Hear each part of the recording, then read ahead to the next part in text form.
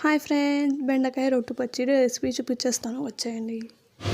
Stove మీద ఒక బాణీ పెట్టుకుని 2 స్పూన్స్ ఆయిల్ వేసుకోవాలి. ఆయిల్ హీట్ అయ్యాక బెండకాయలు కట్ చేసుకునేటివి వేసుకోవాలి, చిన్న చిన్న పీసెస్లో. బెండకాయలని బాగా ఫ్రై అవ్వనివ్వాలి.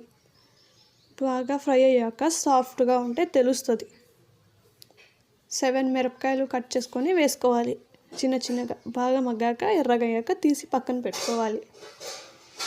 ఆయిల్ వేసుకొని 1 స్పూన్ మళ్ళీ టమోటా వేసుకోవాలి. 2 టమోటాస్ కట్ చేసుకొని వేసుకోవాలి. టమోటాలు కూడా బాగా మగ్గాక పక్కకి తీసి పెట్టుకోవాలి. రోల్లోకి తెల్లగడ్డలు వేసుకోవాలి, పచ్చిమిరపకాయలు వేసుకోవాలి, రాళ్ళుప్పు వేసుకోవాలి. 1 స్పూన్ దంచేసుకోవాలి బాగా. తర్వాత టమోటాను వేసుకొని నూరుకోవాలి. బెండకాయలు వేసుకొని నూరుకోవాలి.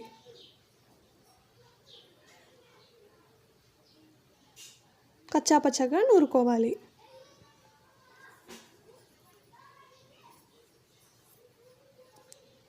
తర్వాత 1 ఆనియన్ కట్ చేసుకొని చిన్న చిన్న పీసెస్ లాగా కచ్చాపచ్చగా అది కూడా నూరుకోవాలి. ఎక్కువ నూరుకోకూడదు, నోటికి తగిలితే టేస్ట్ ఉంటుంది.